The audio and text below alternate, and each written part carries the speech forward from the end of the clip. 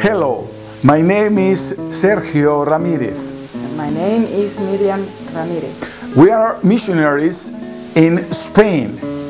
In this video, we would like to give you a quick overview of our mission field and an in-depth overview of our ministry and evangelism, not only in Santander, but also in the north of Spain.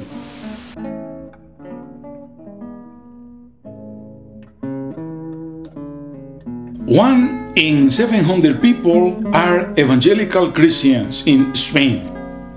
If they will die today, 99% of Spaniards will go to eternity without Christ.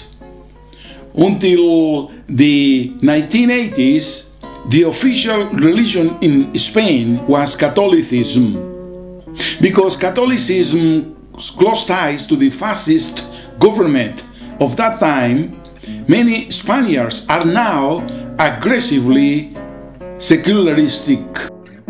This has created many problems for evangelical Christians. One of our church members, Clotilde, suffered the effects of this almost 30 years ago. Well, when I first became a believer, I came here to this church. I'm still here. At that time, I wanted to go to my parents to tell them about it, and when I did, they kicked me out of their home. Many of the people who still practice Catholicism do so out of tradition, not a personal relationship with our Lord Jesus. In the past 10 years, more immigrants from Latin American countries have been arriving in Spain. This is significant because many of them arrive with some knowledge of our Lord Jesus Christ, and they don't have the Spaniards' aggressiveness toward religion. This influence is making it a little easier to reach the Spanish people.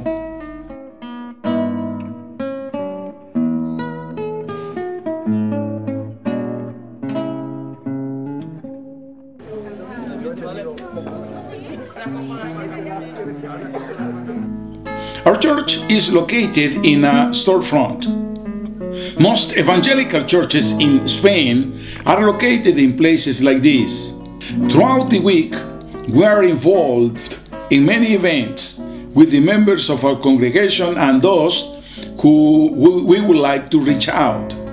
On Sunday mornings, we have Sunday school for small children, teens, and adults.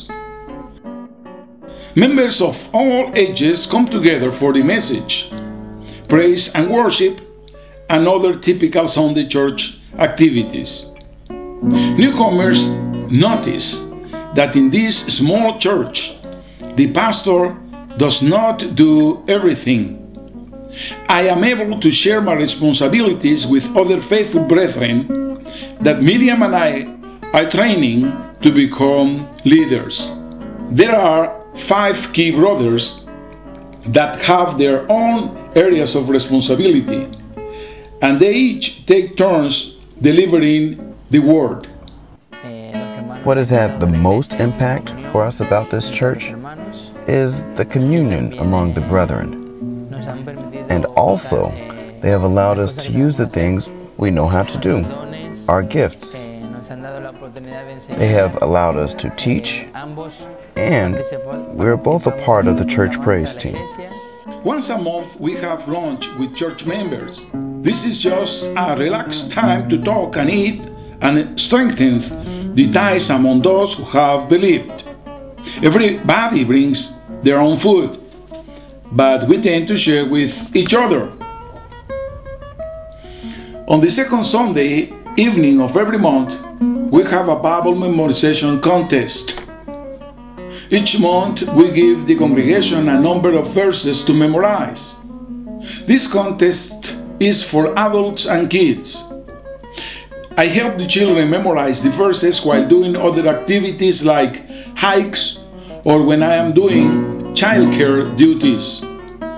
At the end of the year, our members try reciting an entire Bible book.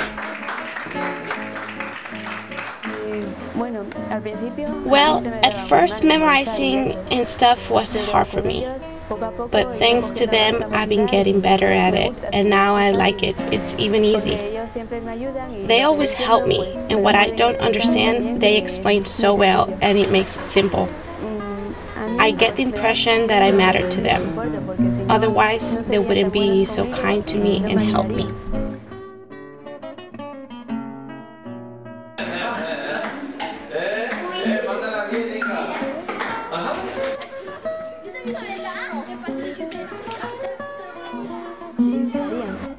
On Mondays, we have the women's meeting.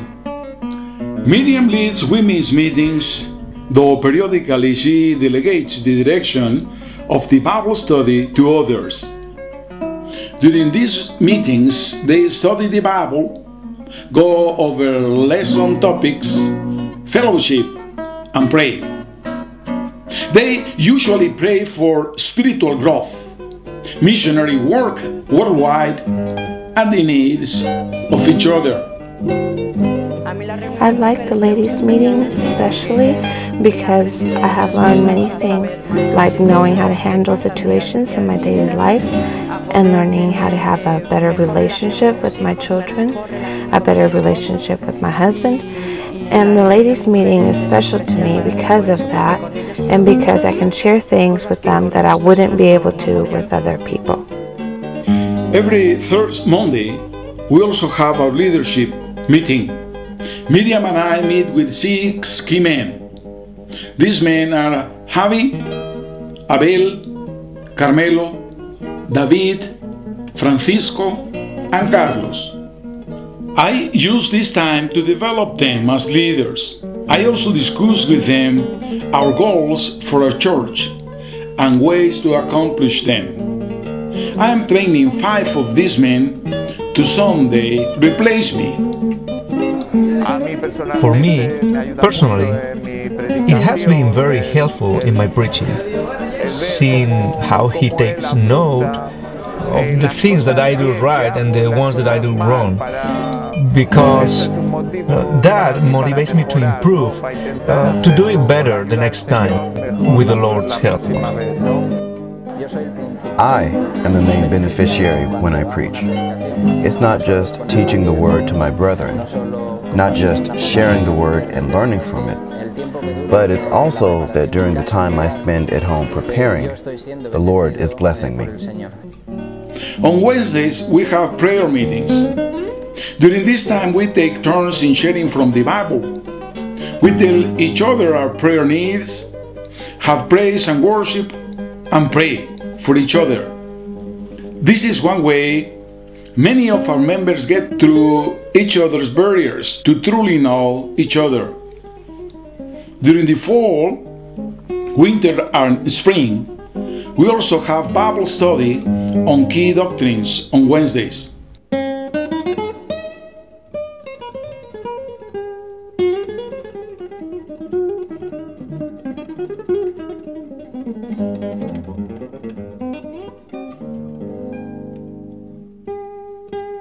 Each Friday, Miriam visits and builds relationships with non-believing ladies. On Saturday, we go on outdoor field trips with the kids from the church. Most of our trips include walking and hiking. I use this time to teach them biblical lessons, listen to their needs, and help them memorize Bible verses. Also, we read books on key issues. I give a handful of members rides to most of the events during the week.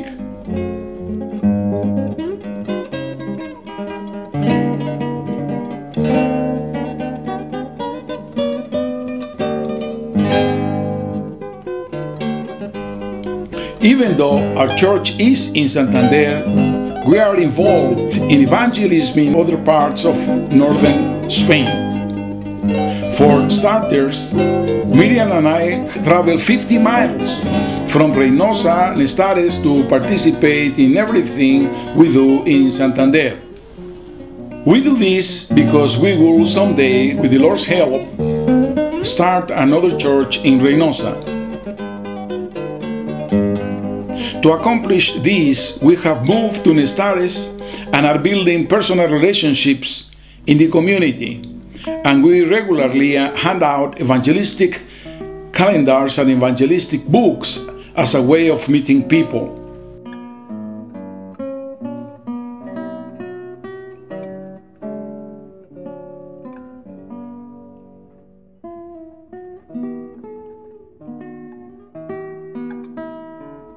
I am often invited to speak at youth events.